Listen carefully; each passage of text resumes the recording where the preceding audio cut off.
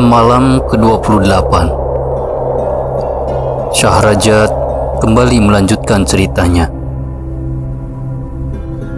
Ketika Raja Cina itu berkata bahwa dia akan menjatuhkan hukuman gantung atas semua yang terlibat dalam kasus kematian si Bongkok, majulah si juru masak ke hadapan raja dan kemudian berkata, "Seandainya Paduka berkenan, hamba akan menceritakan kejadian yang menimpa diri hamba beberapa saat sebelum hamba bertemu dengan si Bongkok.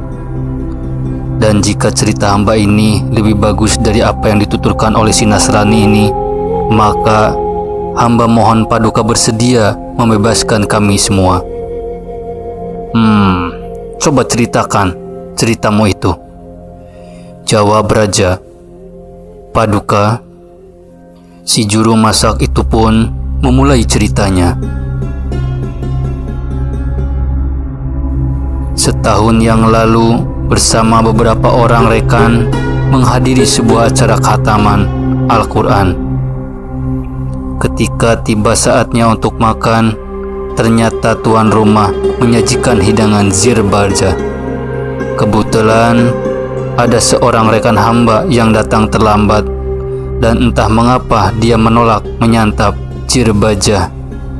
Maka hamba bersama rekan-rekan hamba yang lain mendesaknya untuk bersedia menyantap makanan itu. Karena meskipun zir bajah akan meninggalkan bau di tangan, mestinya dia bersedia memakannya untuk menghormati tuan rumah. Tetapi dia tetap menolak. Rekan hamba itu bersenandung, jika seorang sahabat mengingkari seorang teman, tentulah perpisahan tak akan bisa terelakkan. Hamba dan rekan-rekan hamba lalu bertanya pada rekan hamba itu, "Mengapa kau menolak menyantap zir bajah ini?" Dia menjawab, "Aku menolak menyantap hidangan itu karena sebelum memakan zir bajah, aku harus mencuci tanganku 40 kali dengan air, 40 kali dengan laos, dan 40 kali dengan sabun.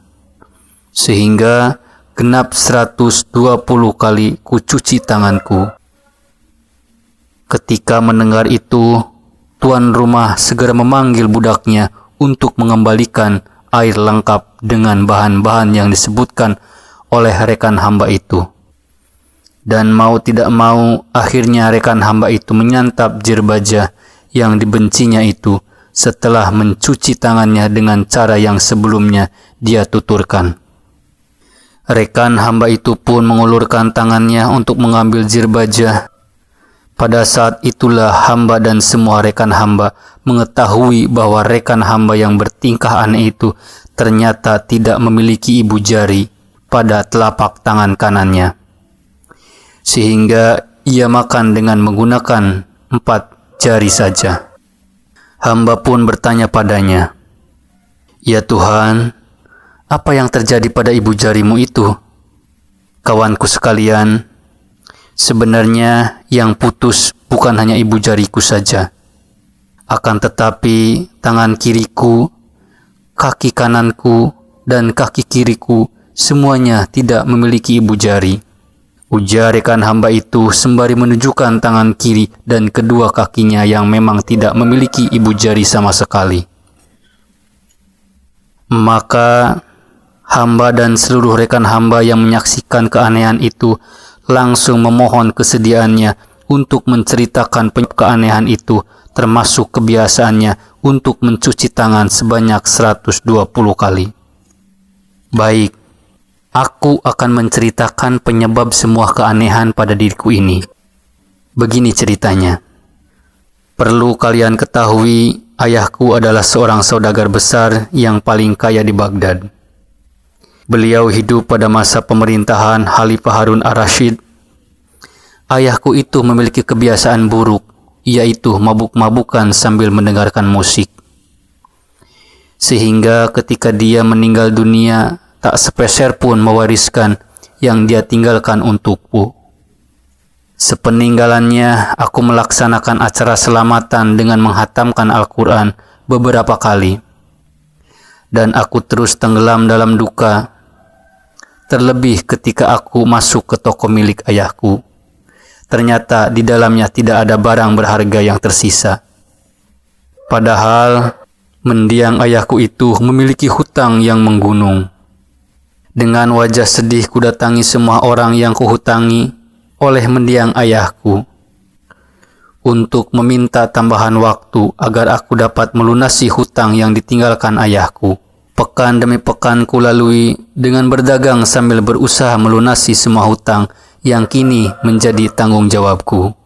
Setelah beberapa lama aku mengangsur pembayaran hutang, akhirnya aku berhasil melunasi semua hutang yang kuwarisi dari ayahku. Dan bahkan modal dagangku masih berlebih. Sampai pada suatu hari, kulihat seorang gadis cantik dan pakaian yang dikenakannya juga tampak sangat mewah. Gadis cantik itu mengendarai sebuah bagal dengan dikawal oleh 2 orang budak. Di depan pasar, gadis itu menghentikan bagalnya.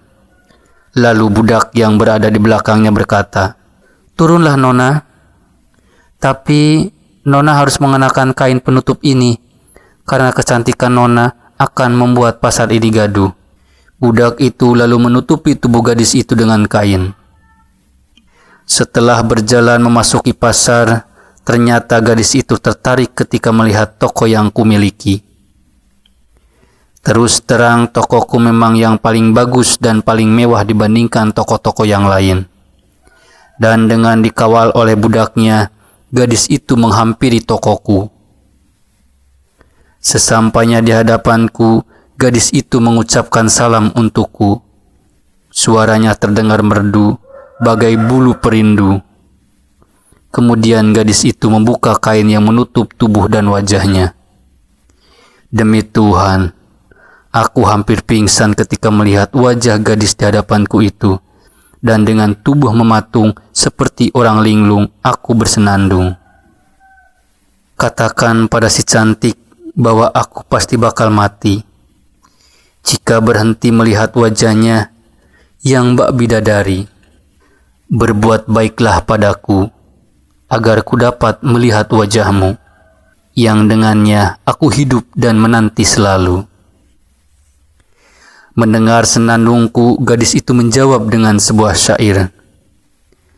Hatiku terendam dalam cinta ketika melihat engkau, karena hatiku memang tak mau cintai yang selain kau. Jika mataku melihat ketampanan orang selain dirimu, tentu ia takkan suka siapapun yang dilihatnya itu. Aku bersumpah takkan ku ingkari cintaku, karena hatiku remuk redam disebabkan cintamu. Cinta telah tuangkan kasih untukku. Duhai, tidaklah ia juga menuangkannya untukmu. Jika aku ditanya, apa yang aku inginkan dari Tuhan? Pasti ku jawab, keriduan Tuhan dan keriduanmu. Setelah bersyair, gadis itu bertanya padaku, "Hai pemuda, apakah kau memiliki peralatan nelayan?" Aku menjawab, "Nona, aku tidak memiliki barang yang Nona cari karena modalku hanya sedikit. Tetapi jika Nona bersedia menunggu sebentar, aku akan carikan barang yang Nona cari di toko lain." Sambil menunggu waktu dibukanya toko peralatan nelayan, aku berbincang-bincang dengan gadis cantik itu. Kami pun asik membicarakan berbagai hal, sementara di dalam hatiku, kusadari bahwa aku telah jatuh hati pada lawan bicaraku itu. Setelah toko peralatan nelayan dibuka, aku segera membeli beberapa barang yang diminta oleh gadis itu. Harga barang yang dibeli gadis itu mencapai 5.000 dirham. Dan setelah urusan pembayaran selesai, gadis itu segera meninggalkanku dan berjalan keluar pasar bersama budaknya. Dengan tenang gadis itu berlalu meninggalkanku menuju bagalnya, tanpa sempat kutanyakan siapa namanya dan di mana ia tinggalnya. Pada sore hari, aku pulang ke rumah. pikiranku terus teringat akan gadis yang kujumpai siang tadi. Bahkan ketika makan malam dihidangkan, hanya sekerat roti yang berhasil masuk ke dalam perutku. Sedangkan sisa waktu makan malamku hanya kuisi dengan lamunan tentang bidadari tanpa nama itu. Ketika malam semakin larut, aku pun beranjak tidur. Tetapi lagi-lagi, bayangan wajah cantik gadis misterius itu tak juga mau pergi. Sepekan telah berlalu, usahaku mulai tak menentu, karena aku masih tetap memikirkan gadis cantik itu. Dan tiba-tiba bidadari pujaan hatiku itu muncul di hadapanku dengan mengendarai seekor bagal. Gadis itu datang bersama seorang pelayan dan 2 orang budak. Mau copot rasanya jantungku ketika melihat bidadariku itu, sementara dia sendiri dengan tenangnya berjalan menghampiri tokoku. Setelah sampai di hadapanku, gadis itu berkata, "Ukurlah semua kain yang kau jual ini." Setelah mengetahui ukuran kain yang kujual, gadis itu kemudian membayar kain yang dibelinya dariku. Meski urusannya telah selesai, ternyata gadis itu tidak langsung pergi. Ia tetap duduk di dalam tokoku untuk berbincang-bincang denganku. Di tengah perbincangan, gadis itu bertanya padaku, "Apakah kau telah beristri?" "Tidak, tak ada seorang gadis pun yang kukenal." Setelah menjawab pertanyaan itu, tanpa terasa air mataku mengalir. "Mengapa kau menangis?" tanya gadis itu padaku. "Aku menangis karena hatiku yang risau," jawabku. "Tak tahukah kau bahwa aku adalah seorang pengagummu, dan aku yakin bahwa cintaku padamu lebih besar dari cintamu padaku," kata gadis itu. Tak kutanggapi kata-katanya itu, aku beranjak mendekati salah seorang pelayannya yang sibuk memuat barang ke atas keledai. Pelayan itu berkata padaku, "Sebenarnya majikanku itu tidak memerlukan kain yang kau jual ini. Dia memborong semua daganganmu hanya karena cintanya padamu. Oleh sebab itu, segeralah kau lamar dia. Majikanku itu tentu tak akan ragu menerima lamaranmu." Dari jarak beberapa depa, gadis itu melihat ke arahku. Kuserahkan beberapa dinar kepada pelayan itu dan aku kembali ke tokoku. Lalu aku berkata padanya, "Berilah pelayanmu itu uang beberapa dinar," karena kata-katanya sungguh bijak. Dan akhirnya aku beranikan diri menyampaikan apa yang disarankan oleh si pelayan kepada gadis cantik itu. Seperti yang telah kuduga, gadis itu terkejut mendengar permintaanku untuk memperistri dirinya.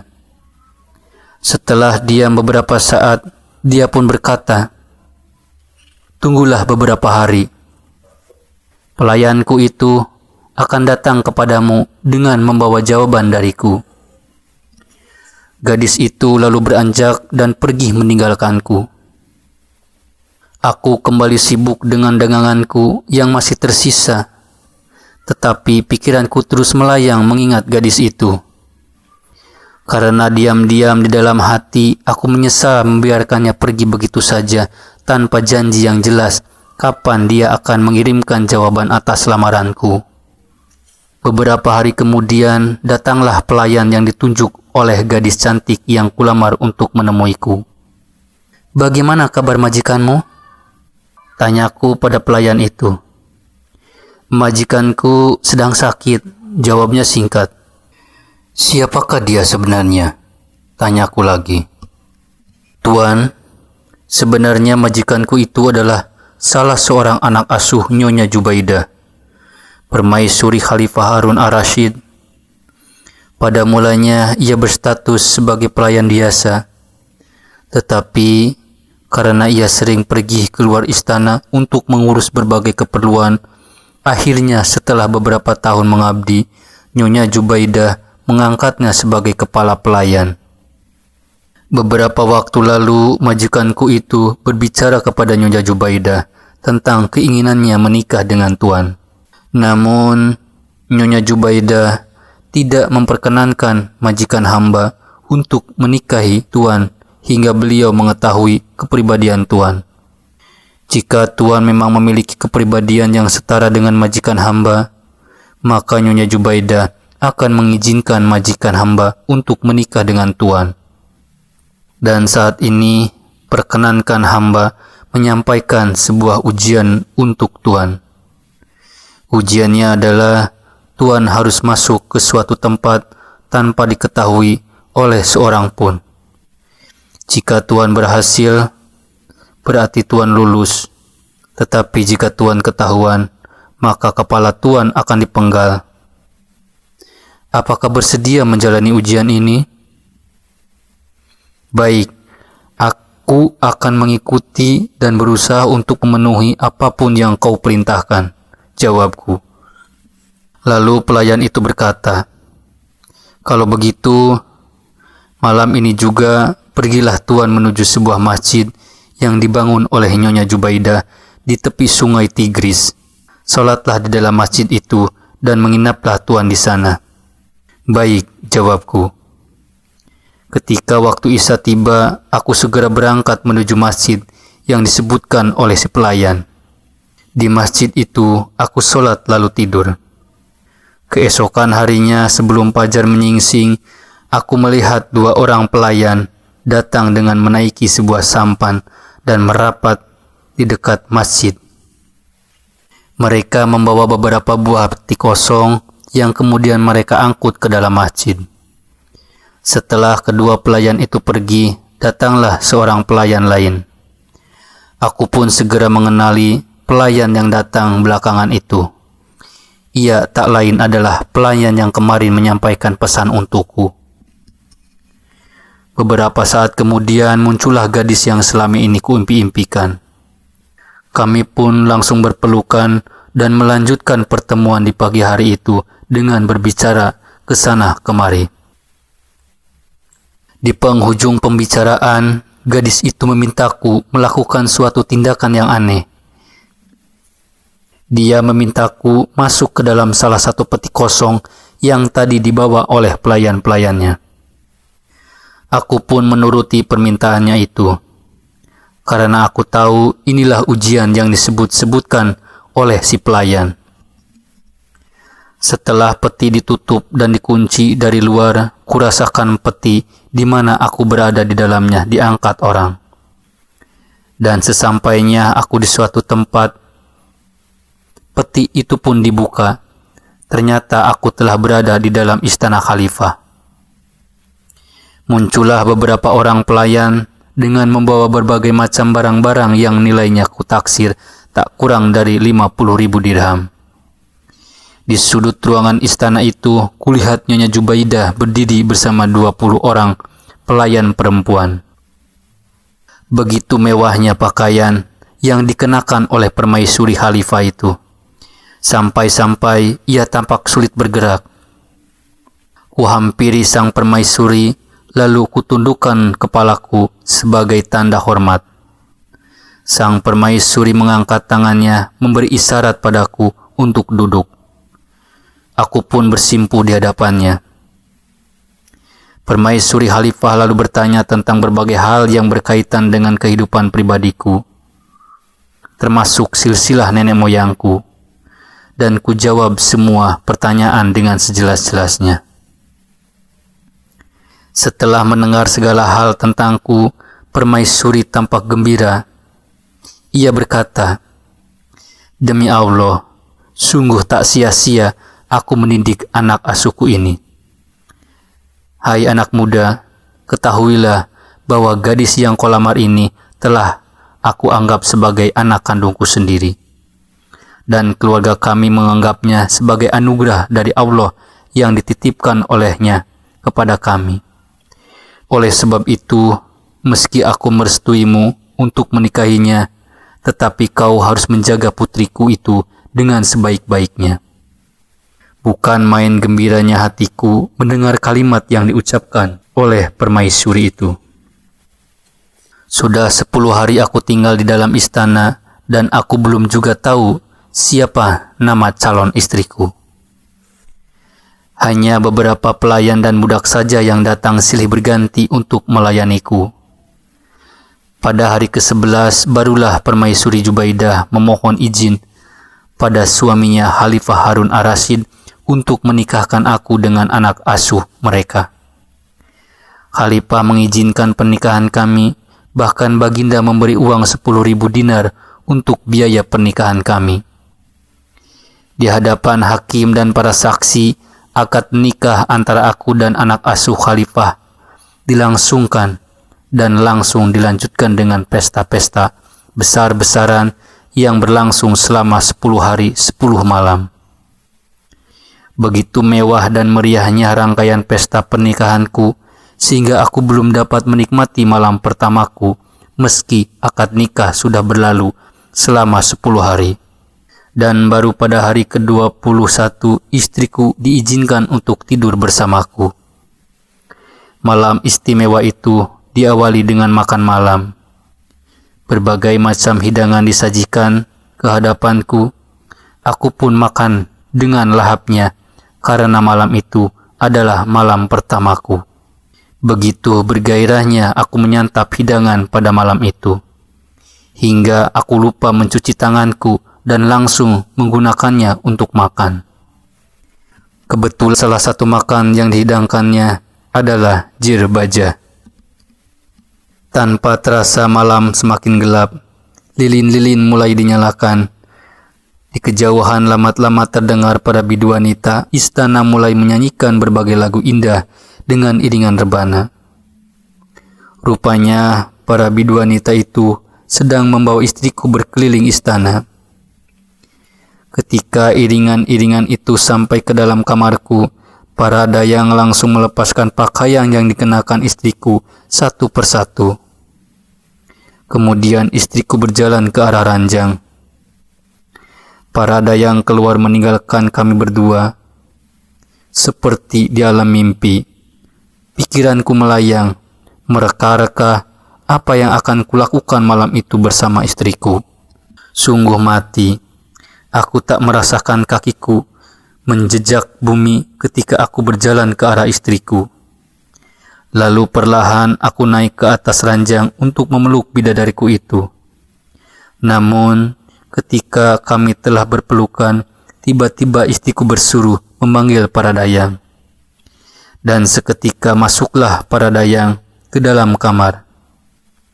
"Ada apakah gerangan?" ujar salah seorang dayang. Sambil bersungut istriku menjawab, "Segera seret orang ini keluar. Ternyata dia adalah orang gila." Melihat kejadian itu, aku pun langsung berkata pada istriku, "Istriku, mengapa kau menganggap aku gila?" "Hai Sinting, mengapa kau makan jir baja?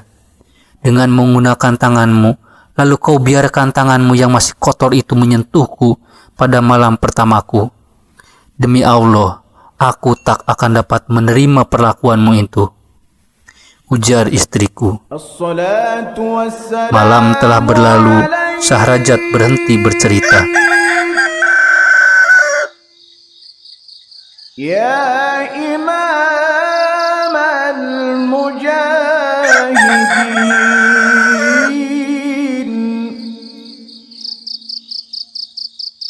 Ya Rasul